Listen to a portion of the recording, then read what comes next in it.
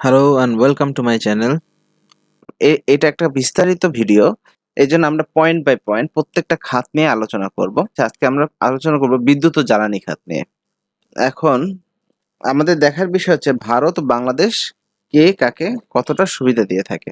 এখানে লক্ষ্য করলে দেখা যাচ্ছে যে প্রাকৃতিক গ্যাস থেকে যদি আমরা বিদ্যুৎ উৎপাদন করি আমাদের খরচ হয় ২ টাকা ৫০ পয়সা থেকে ৩ টাকা পর্যন্ত। আর যদি এলএনজির মাধ্যমে আমরা বিদ্যুৎ উৎপাদন এই এলএনজিটা হচ্ছে আমদানিকৃত প্রাকৃতিক গ্যাস। এটা করলে আমাদের ১৩ থেকে ৫০ টাকা পর্যন্ত পড়ে।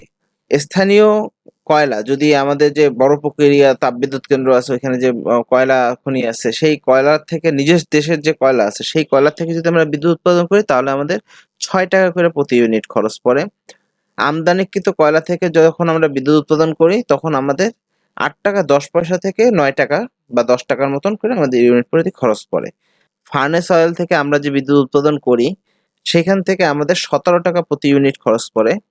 ডিজেল থেকে আমরা যে বিদ্যুৎ উৎপাদন করি সেখানে আমাদের ২৬ থেকে ৩০ টাকা প্রতি ইউনিট খরচ পড়ে। সৌরশক্তির মাধ্যমে আমরা যে বিদ্যুৎ উৎপাদন করি সোলার এনার্জির মাধ্যমে সেখানে আমাদের ১২ টাকা প্রতি ইউনিট খরচ পড়ে। জলবিদ্যুৎ থেকে আমরা যে বিদ্যুৎ উৎপাদন করি এখানে সবথেকে কম ১ টাকা প্রতি ইউনিট বিদ্যুৎ উৎপাদন খরচ পড়ে। এখন আসি ভারত থেকে আমরা যে বিদ্যুৎ আমদানি করি সেই বিদ্যুৎ আমদানি ৬ টাকা ৪৮ পয়সা থেকে ৮ টাকা ৭৭ পয়সা কিংবা আপনি সর্বেসা করলে ৯ টাকা ধরতে পারেন। সেটা গড়ে ৯ টাকার মতন করে আমাদের খরচ পড়ে। এখন ২০২৩ সালে আদানি পাওয়ার থেকে ১৬০০ মেগাওয়াট আমদানি করা বিদ্যুতের ইউনিট প্রতি দাম পড়ছিল হচ্ছে ধরা হয়েছে ১৪ টাকা ২ পয়সা। বাংলাদেশে আরো ১১০০ মেগাওয়াট ভারত থেকে বিদ্যুৎ আমদানি করে। সেইখানে গড় খরচ পড়ে হচ্ছে ৬০ টাকা ৮৩ পয়সা। তা এই ২টার মেগাওয়াট এবং গড় করলে দেখা গেল আমাদের ৯ টাকার মতন বা ৮.৫ টাকা ৯ টাকার মতন আমাদের গড় বিদ্যুতের দাম পড়ে। এখন বিদ্যুৎ উৎপাদন খরচের পরিসংখ্যান যদি আমরা দেখি এটা ২০২২-২৩ অর্থবছরের পরিসংখ্যান। সরকারি বিদ্যুৎ কেন্দ্রগুলো যেগুলো আমাদের সরকারি বিদ্যুৎ কেন্দ্র আছে সেইখানে প্রতি ইউনিট খরচ পড়ছে হচ্ছে ৬ টাকা ৮৫ পয়সা। দ্বিতীয়ত হচ্ছে স্বাধীন বিদ্যুৎ উৎপাদক মানে যারা হচ্ছে স্বাধীনভাবে বিদ্যুৎ উৎপাদন করে সরকারি বা এই গ্রিডে দিয়ে থাকে এখানে প্রতি ইউনিট খরচ পড়ে ১৪ টাকা ৬২ পয়সা। আচ্ছা, ভাড়া ভিত্তিক বিদ্যুৎ উৎপাদন যদি আমরা যে করি এখনো বিদ্যুৎ উৎপাদনের খরচ পড়ে ১২ টাকা ৫৩ পয়সা। বিদেশ থেকে আমদানিকৃত বিদ্যুৎ এখানে প্রতি ইউনিট পড়ে ওই ৯ টাকা ৮ টাকা ৭৭ পয়সা বা ৯ টাকার মতো। ঠিক আছে? এই তথ্যগুলো এই বাংলাদেশ যে বিদ্যুৎ উৎপন্ন বোর্ডের ওয়েবসাইটে আছে আপনারা দেখে নিতে পারেন খুঁজে এখান থেকে, হ্যাঁ? নেপাল থেকে আমরা আনি হচ্ছে ৪০ মেগাওয়াট বিদ্যুৎ। এই ৪০ মেগাওয়াট আমদানি যে বিদ্যুৎটা করি, এটা করি কোথা থেকে? ভারতের উপর দিয়ে করি। অর্থাৎ ভারতীয় সঞ্চালন লাইন ব্যবহার করে নেপাল থেকে বিদ্যুৎ কিনি আমরা। এখানে ভারত কি টাকা পায়? এখানে ভারত টাকা পায় এরকম কোনো হিসাব এখানে দেওয়া হয় নাই। কোথাও কোনো লেখাও হয় নাই ভারতকে টাকা দেওয়া হয়। এখানে যে প্রতিবেদন যেগুলো আমি খুঁইজা যা পাইছি, সেখানে হচ্ছে প্রতি ইউনিট জলবিদ্যুৎ কিনতে খরচ পড়ে হলো ৮ টাকা ১৭ পয়সা।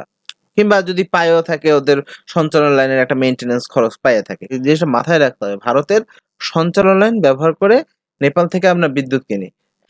এখন আমরা গুগল ম্যাপে দেখি কোথা থেকে কিভাবে এই বিদ্যুৎ লাইনটা যাচ্ছে। আচ্ছা দেখি। এই হচ্ছে আমাদের প্রিয় বাংলাদেশ, বাংলাদেশের ম্যাপ। আর এটা হচ্ছে পুরোটা হচ্ছে ভারতের ম্যাপ। ভারতের এই হচ্ছে সেভেন সিস্টার্স, এইটা হচ্ছে চিকেন নেক করিডোর বা শিলিগুড়ি করিডোর এখান থেকে। আর এইটা হচ্ছে ভুটান, এই সাইডটা হচ্ছে ভুটান, এটা হচ্ছে নেপাল। এই নেপাল থেকে এই সাইড থেকে যে আমাদের আনি এখান থেকে আমরা নেপাল থেকে বাংলাদেশের ভিতরে ট্রান্সমিশন করে থাকি ভারতের গ্রিড ব্যবহার করে। আচ্ছা, এখন আমরা কি আমাদের দেশ ভারত সেভেন সিস্টার্সে যায়, এই সেভেন সিস্টার্সেও তো বিদ্যুৎ যায়, তাই না? এই পাশ থেকে এই পাশে বিদ্যুৎ যায়। আমরা কি কখনো শুনছি ভারত বাংলাদেশের উপর দিয়ে কোনো গ্রিড ব্যবহার করে বিদ্যুৎ নিছে সেভেন সিস্টার্সে? বাংলাদেশের উপর থেকে বাংলাদেশ কিন্তু ভারতকে কোনো গ্রিড সুবিধা দেয় না। গ্রিড সুবিধা শুধুমাত্র ভারত বাংলাদেশকে দেয় নেপাল থেকে বিদ্যুৎ কেনার জন্য। কিন্তু বাংলাদেশ কিন্তু ভারতকে কোনো গ্রিড সুবিধা দেয় না তাদের এক পাশ থেকে আরেক পাশে নেওয়ার জন্য। সুতরাং এক্ষেত্রে আমরা ভারত থেকে সুবিধা নিতেছি, ভারতকে সুবিধা দিতেছি না। এখন আমরা যে হিসাবগুলো দেখলাম, এই হিসাব থেকে দেখা গেল কি যে আমরা ভারত থেকে যে বিদ্যুৎ কিনি তার ভিতরে সবথেকে বেশি দামে বিদ্যুৎ কিনি হচ্ছে 14 টাকা 2 পয়সা হারে আদানি থেকে। আচ্ছা, আমাদের তো এলএনজির মাধ্যমে আমরা বিদ্যুৎ উৎপাদন করি, আমদানিকৃত প্রাকৃতিক গ্যাসের মাধ্যমে। সেখানে কিন্তু আমাদের সেই 14 টাকার বেশি বিদ্যুতের খরচ পড়ে। আচ্ছা, তারপরে কয়লার মাধ্যমে আমরা যে খুব কমে করে ফেলতেছি তাও না। ফার্নেস অয়েলের মাধ্যমে যখন আমরা বিদ্যুৎ উৎপন্ন করি তখনও 14 টাকার বেশি পড়ে। ডিজেলের মাধ্যমে তো অনেক বেশিই পড়ে। সৌরশক্তির মাধ্যমে সেই কাছাকাছিই পড়ে। আচ্ছা, প্রাকৃতিক গ্যাস এর মাধ্যমে আমাদের সবথেকে কম পড়ে। এখন আমাদের প্রশ্ন হইতে পারে, আমরা তাহলে সবকিছু প্রাকৃতিক গ্যাস থেকে করি না কেন? আমরা তো নিজেদের বিদ্যুৎ নিজেরাই তৈরি করতে পারি। আমাদের কেন অন্য দেশ থেকে বিদ্যুৎ আমদানি করতে হবে? এইটাই হচ্ছে আমাদের মেইন চিন্তা, আমাদের মেইন প্রশ্ন। কিন্তু এখানেই হচ্ছে আসল সমস্যাটা। আমরা না চাইলেই এই যে নিজেদের প্রাকৃতিক গ্যাস এইটা ব্যবহার করে বিদ্যুৎ উৎপাদন করতে পারবো না। কারণ হচ্ছে কি, আমাদের প্রাকৃতিক গ্যাস লিমিটেড। সুতরাং এখন আমরা যদি যেটুকু আমাদের প্রাকৃতিক গ্যাস আছে সেইটুকু যদি আমরা এই বিদ্যুৎ উৎপাদনের কাজেই ব্যবহার করে ফেলাই, তাহলে ব্যাপার হবে কি, আমাদের যে ইন্ডাস্ট্রি গুলো আছে, ইন্ডাস্ট্রি গুলোতে আমরা গ্যাস দেবো কোথা থেকে? আমাদের ইন্ডাস্ট্রি গুলোতে তো কোনো গ্যাস পাবে না তখন। তখন আমাদের আসলে এক্সপোর্ট অনেক মাত্রায় কমে যাবে, আমাদের উৎপাদন অনেক ব্যাহত হবে। এই ঠিক একই কারণে, ঠিক এই কারণটার জন্যই আমরা এই প্রাকৃতিক গ্যাস থেকে আসলে বিদ্যুৎ উৎপাদন করতে পারবো না। চাইলেও আমরা বাড়াইতে পারবো না, এটা সম্ভবই না। তা এখানে তো আপনারা দেখছেন যে আসলে আমাদের কোথায় কোথায় কি পরিমাণ দামে আমাদের বিদ্যুৎ উৎপাদন হয়। হ্যাঁ, তা আপনারা এই সব দেখা আপনারা নিজেই এখন বিচার বিবেচনা করেন আসলে ভারত আমাদের থেকে কি পরিমাণের সুবিধা নিচ্ছে এখান থেকে। আসলে এটা কি বলাটা কি ঠিক হচ্ছে? কি ঠিক হচ্ছে না? এটা আপনারাই বিবেচনা করুন। এখন পরবর্তী খাত হচ্ছে আমরা যাই হচ্ছে আমাদের পাইপলাইনের মাধ্যমে ডিজেল আসে। এই পাইপলাইনটার নাম হচ্ছে বাংলাদেশ ভারত মৈত্রী পাইপলাইন। এটা ২৩ সালে উদ্বোধন করছে। যাই হোক, এর দৈর্ঘ্য হচ্ছে ১৩১.৫৭ কিলোমিটার বা ১৩২ কিলোমিটারই ধরেন। ১৩২ কিলোমিটারের ভিতর ১২৭ কিলোমিটার হচ্ছে বাংলাদেশের মধ্যে, আর ৫ কিলোমিটার হচ্ছে ভারতের মধ্যে। তা ১২৬.৫৭ বা ১২৭ কিলোমিটারই ধরি। ১২৭ কিলোমিটার বাংলাদেশের মধ্যে, ৫ কিলোমিটার ভারতের মধ্যে। আচ্ছা, পাইপলাইনের ব্যাস হচ্ছে ৮ ইঞ্চি বা ২০০ মিলিমিটার। খরচ হচ্ছে ৫২০ কোটি রুপি, যার পুরো খরচ বহন করছে ভারত। আচ্ছা, তাই পুরো খরচ ভারত বহন করছে এবং এর বহন করার ফলে আমরা ১২৭ কিলোমিটার একটা পাইপলাইন ফ্রি পেয়ে গেছি। আর এর বিনিময়ে আমরা কি করব? ভারত থেকে আমরা তেল কিনি। তেল কিনি কতটুক? ২০২৩ সালের মার্চ থেকে ২০২৪ সালের মার্চ পর্যন্ত এই পাইপলাইনের মাধ্যমে আমরা ৪২,০০০ টন ডিজেল আমদানি করছি। এখানে আমরা ৪২,০০০ টন ডিজেল আমদানি করছি, যার হচ্ছে ৩৪ মিলিয়ন মার্কিন ডলার খরচ করে। যেটা হচ্ছে আন্তর্জাতিক বাজারের থেকেও বা আন্তর্জাতিক বাজারের সমান, এর থেকে কম ছাড়া বেশি না। হ্যাঁ? তাহলে এই রেটে আমরা পাইছি। এখন আমাদের এখানে সুবিধা কি হইছে?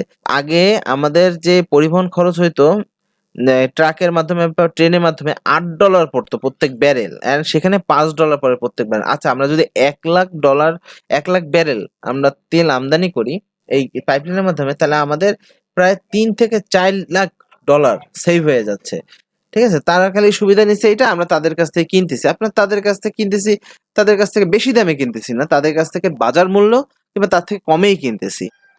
এই হচ্ছে বাংলাদেশের ম্যাপ, এবং এখান থেকে আমরা যদি দেখি একটু জুম ইন করে, এই হচ্ছে চট্টগ্রাম, কক্সবাজার অঞ্চল।